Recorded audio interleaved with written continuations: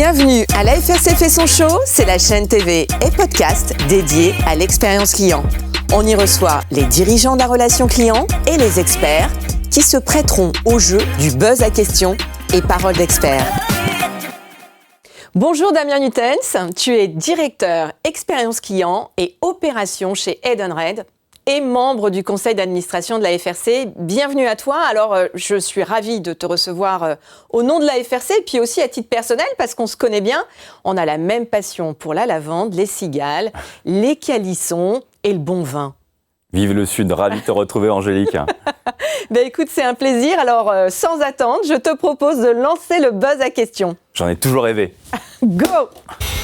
Alors ça, c'est énergique chez Edenred, ça rigole pas quand ça buzz. Eh bien, la première question s'affiche à l'écran.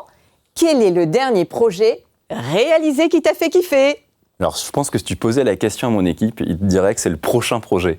Et en fait, ce que je trouve un peu magique, c'est pas pour la pirouette, mais ce que je trouve un peu magique dans nos métiers, sur l'expérience client, c'est que en permanence, on est amené à se réinventer. Et finalement, c'est une conversation permanente qu'on entretient avec nos clients. Et la vérité du jour n'est jamais celle de demain. Après, on a forcément fait des projets sympas cette année qui nous ont fait kiffer. Je pense en particulier à un projet qu'on vient de livrer là, sur ce qu'on appelle le Voice Analytics, la conversation, l'analyse des conversations, notamment téléphoniques. Où aujourd'hui, avec de l'IA, on a du résumé d'appels, on a de l'analyse d'émotions. Voilà, ça fascine le geek que je suis depuis quelques années. Génial, mais c'est vrai que c'est des super projets. C'est des projets passionnants. Eh bien, écoute, je t'invite à nouveau à rebuzzer avec la même énergie, voire encore plus d'énergie que sur le premier, parce que vraiment, tu m'avais pété. Écoute. Et c'est comme au loto, vas-y, allez.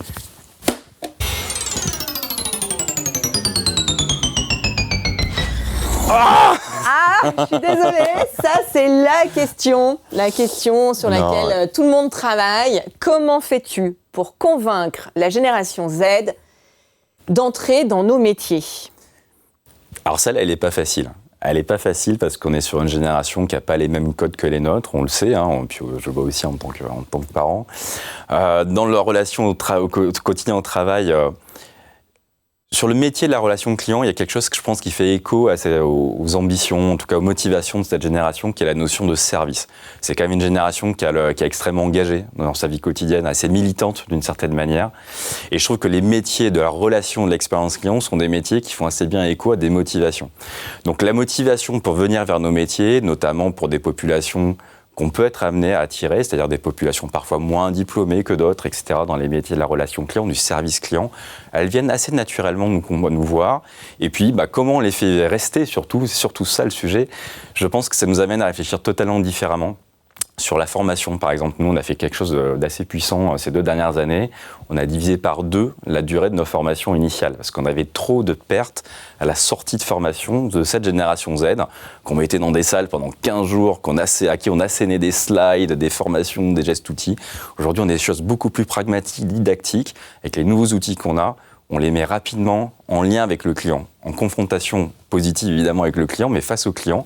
Et c'est là où ils prennent le plaisir du métier, le plaisir de la relation, et on vient après les accompagner sur le savoir-faire. C'est passionnant et oui, il y a de vrais enjeux effectivement à les convaincre. En tous les cas, c'est sympa d'avoir des analyses et des plans d'action qui finalement se traduisent en résultats, parce que maintenant vous les gardez et ils sont au service d'Edenred et donc des entreprises et des consommateurs. Ouais. Mais c'est vrai que c'est un vrai challenge au quotidien. C'est-à-dire que ça nous amène aussi à réinventer ce qu'on doit leur proposer, ce qu'on doit faire, y compris dans le poste de travail. Je te donne un autre exemple. Là, sur notre poste de travail Salesforce, par exemple, on a fait intervenir des UX designers pour avoir des postes de travail plus sympas.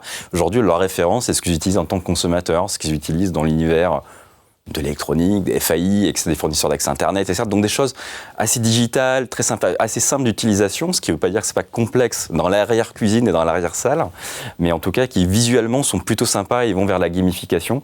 Donc c'est sûr que ça nous oblige, c'est un bon challenge, parce que quand on est bon dans les interfaces, dans ce qu'on propose à nos conseillers, ça nous oblige aussi à être plus simple, plus rapide, plus droit, et donc finalement demain d'être aussi plus simple avec nos clients. Je t'en supplie Damien, buzz encore. Allez! Alors, le million. Le million! On y va! Bon. Quelle tendance de fond, Damien, vois-tu arriver dans le domaine de l'expérience client. Alors, écoute, entre ma boule de cristal et ma longue vue, sans tu trahir... as la boule, là. Ouais, tu vois. Je suis un peu là. Sans trahir de grands secrets, je pense que la tendance, ça va être celle d'une expérience client totalement hybride, digital-humain. Alors, on va me dire, oui, mais les espaces clients, ça existe depuis longtemps. Je pense que cette tendance-là, elle va évidemment s'accélérer avec toutes les nouvelles technologies, avec l'IA générative. Et donc, ça va poser la question de la place de l'humain dans cette relation, dans cette expérience client.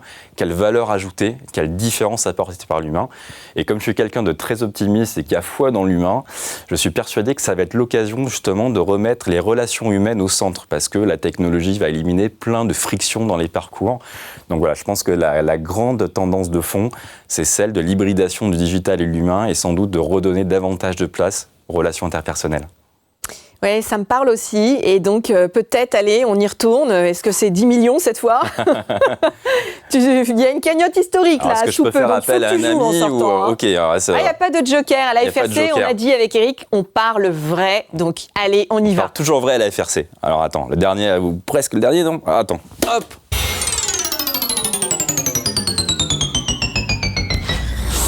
Eh oui, évidemment, Damien, quel est l'impact de la data et de l'IA générative sur la relation client? Plutôt ange ou plutôt démon? Angélique ou démoniaque? En vrai, comme dirait mon fils, sans doute un peu des deux. C'est-à-dire que, évidemment, je pense que ça va amener énormément en termes d'expérience client, mais aussi dans le quotidien des équipes, de nos collaborateurs. Ça va être un outil de tous les jours. C'est comme si on avait demandé il y a 50 ans à des gens ce qu'aurait amené l'informatique, le PC, quand ils utilisaient encore des calculettes, et si on remonte encore des bouliers. Donc je pense que pour le coup, ça va être une vraie évolution positive. Après, comme toutes les évolutions, voire révolution, parce que je pense que ça en est une majeure, il faut les orienter, les accompagner, les comprendre, les appréhender. Et ça renvoie finalement à l'attitude que l'on a face à des révolutions de ce type. Moi, je ne suis pas du tout de ceux qui pensent qu'il faut mettre des barrières, des freins, se protéger à tout va, avoir peur de tout. Je pense que c'est des phénomènes inéluctables, et comme tout phénomène inéluctable, les comprendre, les intégrer et les orienter dans le bon sens en comprenant aussi les limites. Je pense que ça passe aussi par beaucoup d'éducation sur ce que ça peut faire et pas faire et la manière dont ça fonctionne. Alors, tu es un grand professionnel de la relation client et reconnu en tant que tel. Comment, justement, tu amènes tes équipes vers ce passage à l'IA? Est-ce que, finalement, il y a beaucoup d'angoisse aussi parfois dans nos entreprises par rapport à ce phénomène qu'on ne maîtrise pas trop? On sait que 80% des emplois n'existent pas encore. Donc, comment tu sensibilises justement tes équipes sur ce qui va se passer? Déjà par de la sensibilisation, en parlant de manière très transparente, en regardant ce que ça sait faire ou pas faire, parce que c'est pas non plus une baguette magique absolue. Donc encore une fois, je suis absolument convaincu que l'humain aura une place absolument centrale, parce que ça viendra plutôt éliminer des choses simples ou moins simples, mais en tout cas des choses qui aujourd'hui sont des frictions dans la relation avec nos clients, et que par contre les moments de vérité seront toujours justement nos conseillers dans les centres d'appel, les vendeurs en boutique. Je pense que cette dimension de l'humain ne prendra que plus de place, plus on ira vers le digital, parce que finalement ça deviendra de la dette chez tout le monde, et la différence se fera encore sur le dernier mètre, sur la touche finale. Donc je crois beaucoup à ça, et on en parle. C'est-à-dire que je pense déjà, c'est désacraliser le sujet, en parler. Et puis tu sais, je crois qu'au final, on est tous consommateurs, et dans notre vie de tous les jours, on commence à jouer avec ces outils-là, à les appréhender. Bon, l'autre jour, je me suis fait un petit GPT en 2 heures. Mon fils a fait un sélecteur de boîtes de nuit en 2 heures avec GPT Builder, selon ses goûts musicaux, etc. Donc il lui conseille les meilleures boîtes de nuit parisiennes. Donc je pense que c'est des choses aussi qui vont s'ancrer dans notre quotidien. Aujourd'hui, on ne se demande pas comment on utilise Excel et si ça a eu un impact majeur sur l'emploi. Il y aura forcément des évolutions, des choses à faire en termes de formation. IBM qui annonce plus d'1,5 milliard de la population active à reformer dans les 4 ans à venir, compte tenu de l'émergence de ces nouvelles solutions. Mais je pense que là, déjà, c'est comprendre et en parler. Beson encore. Allez, beson fort. Quel suspense. Alors, mon cher Damien, le Made in France, est-ce important pour toi? Et donc, pourquoi? Alors c'est important déjà pour Edenred, puisque nos solutions là, sont destinées à des salariés en France. Donc c'est effectivement assez cohérent d'être promoteur de l'emploi dans les territoires, comme on le fait aujourd'hui avec notre relation client. Au-delà de ça, je pense que ce qui est important, c'est moins le Made in France que la proximité. Moi, je crois encore beaucoup à cette notion de proximité culturelle, géographique. Le fait aussi que nos équipes puissent être régulièrement en proximité de nos clients, de nos partenaires. Je crois beaucoup à cette notion-là. C'est important que l'on se parle de références communes sur un territoire qui est partagé. Et je pense que c'est une vraie différence en termes de relation client, au-delà de nos propres engagements. Eh bien, écoute, on se lance sur un dernier buzz. C'est notre dernier buzz. Alors, tu nous fais un truc, là, vas-y, lève-toi, fais ce que tu veux, déchaîne-toi. C'est le dernier du dernier. Ah ouais, c'est ça, voilà. Alors, Damien, quelle personnalité t'a le plus influencé en relation client? À part toi? Ah, c'est gentil, ça. Ça a apporté énormément à la discipline et à la compréhension des enjeux, notamment en France. Deux personnes moi, qui m'ont beaucoup influencé. Alors, un à quel je pense beaucoup, qui est malheureusement décédé depuis, qui est un professeur que j'ai eu à l'IAE d'Aix-en-Provence, un professeur de stratégie, qui avant tout le monde parlait de sujets d'expérience client, de stratégie, de création de la valeur pour les clients. Et voilà, moi, depuis que je suis étudiant, c'est quelque chose qui m'avait beaucoup marqué, qui m'avait beaucoup inspiré. Donc, dès mes premiers jobs, qui ont toujours été en lien avec le client, c'est des choses que j'ai beaucoup regardées. Donc, il s'appelle Michel Montebello. Ses livres existent évidemment toujours, donc je vous invite à les lire. Et puis j'ai eu un mentor sur ces sujets qui est Valérie Callen, qui a été la directrice de la relation client chez SFR, qui est aujourd'hui chez AXA, qui m'a beaucoup apporté sur la dimension expérience client, mais aussi sur la dimension managériale des équipes d'expérience client et de relation client. Donc Valérie, si tu nous écoutes, je te salue et merci encore. Voilà, ça c'est joli, ça fait toujours plaisir, donc on les salue, ces grands professionnels qui t'ont inspiré.